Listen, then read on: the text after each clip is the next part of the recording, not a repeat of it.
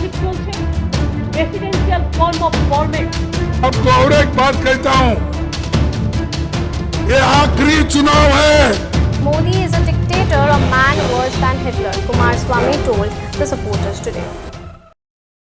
दुनिया के कुछ प्रमुख डिक्टेटरों में से जैसे कि यूएसएसआर का स्टालिन, जर्मनी का हिटलर, इराक के सद्दाम हुसैन, लीबिया के गद्दाफी, सीरिया के राष्ट्रपति बशर अल असद, नॉर्थ कोरिया के किम जोंग उन और तुर्की के प्रेसिडेंट एर्डोगन, ये सभी कुछ डिक्टेटर हैं। क्या इन सभी डिक्टेटरों में जो गुण है वो मोदी जी में मिलते हैं? क्या मोदी जी एक तानाशाह यानी कि डिक्टेटर हैं? जैसा कि विपक्ष ये आरोप लगाती है कि मोदी जी एक तानाशाह हैं, अब वो फिर से प्रधानमंत्री बने तो देश में लोकतंत्र नहीं रहेगा, लोकतंत्र खतरे में है। दोस्तों नमस्कार, आप सभी का फिर से स्वागत है आपके अपने चैनल जिज्ञासा पर। आज के इस वीडियो का विषय आप जान चुके होंगे, तो चलें कुछ मानक के साथ हम प्रधानमंत्री मोदी की तुलना करते हैं। आपसे बस ये अनुरोध है कि वीडियो के अंत तक बने रहें, आपको बहुत अच्छी जानकारी इसमें मिलने वाली है। दोस्तों, एक तानाशाह में 4 प्रमुख गुण होते हैं। आइडियोलॉजी पहला यानी कि विचारधारा, दूसरा कंट्रोलिंग इन की इंस्टीट्यूशन यानी प्रमुख संस्थानों पर नियंत्रण, तीसरा मीडिया पर नियंत्रण और चौथा ब्रेवरी यानी कि बहादुर। अब हम एक एक पॉइंट पे बात करते हैं मोदी एज ए डिक्टेटर के सपोर्ट में जो कि विपक्ष कहता है। पहले हम इसके बारे में जानते हैं। विपक्ष जो आरोप लगाती है हमारा देश सेकुलर है और मोदी की विचारधारा हिंदुत्ववादी है।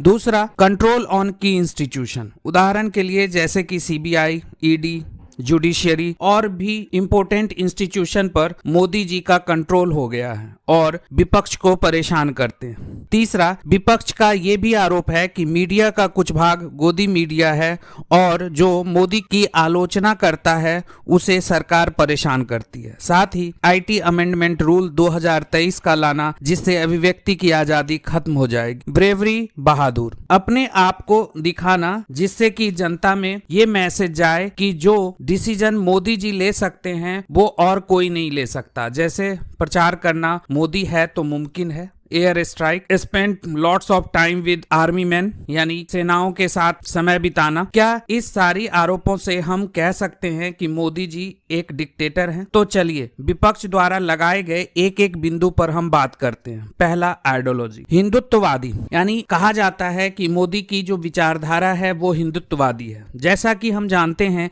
कि मोदी जी आरएसएस के प्रचारक रह चुके हैं और बीजेपी भी आरएसएस का राजनीति विंग है जिसको पॉलिटिकल विंग कह सकते हैं। जब आप आरएसएस के आइडियोलॉजी हिंदुत्व की बात करेंगे तो आरएसएस के अनुसार वे सभी लोग जो भी भारत में रहते हैं वे सभी हिंदू हैं, भले ही वे किसी भी पंथ के हों। इसका मतलब मोदी का कहना सबका साथ, सबका विश्वास और सबका विकास ये सबके लिए है, चाहे वो किसी भी पंथ का हो। सेंट्रल गवर्नमेंट की जितनी भी योजनाएं हैं जैसे जनधन योजना जो 28 अगस्त 2014, मेक इन इंडिया 28 सितंबर 2014, स्वच्छ भारत मिशन 2 अक्टूबर 2014, बेटी बचाओ बेटी पढ़ाओ 22 जनवरी 2015, उज्ज्वला योजना 1 मई 2016, स्टार्टअप प्रोग्राम आदि सभी योजनाओं में किसी तरह के भेदभाव का आरोप नहीं है। तो हम कैसे कह सकते हैं कि वो सिर्फ और सिर्फ हिंदू के लिए काम करते हैं? इनमें से यदि आप सारी जानकारी को इकट्ठा करें तो जितने भी लाभार्थी हैं उसमें से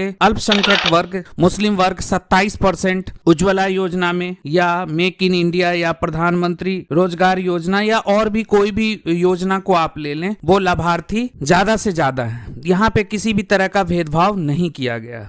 अब दूसरा पॉइंट हम लेते हैं कंट्रोल ओवर की इंस्टीट्यूशन, जो कि संवैधानिक नियम है उसी के अनुसार नियुक्तियां की गई है। कुछ अपवादों को छोड़कर सभी छोड़ दें तो ऐसा आरोप हम मोदी जी पे नहीं लगा सकते। सभी सरकार चाहती है कि ऐसे अफसर उसके साथ काम करे जिससे कि तालमेल अच्छी बने रहे और काम करना आसान हो। तीसरा पॉइंट, मीडिया। आप खुद ही देखिए मीडिया में बहुत सारी फेक न्यूज आ रही है। उसे कंट्रोल करने के लिए यदि कोई रूल या रेगुलेशन या कोई किसी भी तरह का कानून बनाया जाता है तो ये अभिव्यक्ति की आजादी का हनन कैसे हुआ?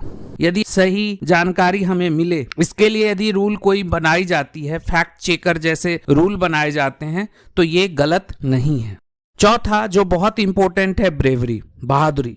मोदी जी की बहादुरी उनकी कमिटमेंट है, जो कहते हैं वो करते हैं, ऐसा करना गलत नहीं है। अब चलते हैं मोदी जी के कुछ कदम, जैसे कि कश्मीर से 370 हटाना, 3 तलाक, राम मंदिर निर्माण, किसान बिल का वापस लेना। इनमें हम यदि देखें तो कश्मीर से 370 हटाना पूरी संवैधानिक नियम के अनुसार किया गया। वहां पे ऐसा कुछ नहीं लग रहा जिससे कि ये महसूस हो कि यहाँ पे मोदी जी एक डिक्टेटर की तरह 370 हटा दिए। या राम मंदिर का निर्माण में तब तक इंतजार किया गया जब तक कि कोर्ट की जजमेंट नहीं आ गई। कोर्ट की जजमेंट आने के बाद ही राम मंदिर का निर्माण किया गया। जैसे कि किसान बिल वापस लेना, ये भी एक डिक्टेटर की निशानी नहीं है। वो बड़े सौम्य के साथ किसान बिल को वापस लिए, भले ही वो किसान बिल बहुत ही अच्छा बिल था जो किसान को काफी मदद पहुंचाता। या और भी बहुत सारी कदम देखें तो हम कह सकते हैं कि मोदी जी एक डिक्टेटर नहीं है। उनके सारे कदम लोकतांत्रिक हैं। और साथ ही मैं एक और घटना का उल्लेख करना चाहता हूं जो अभी अभी घटित हुआ है। जैसे दिल्ली के मुख्यमंत्री अरविंद केजरीवाल द्वारा 9/9 समन को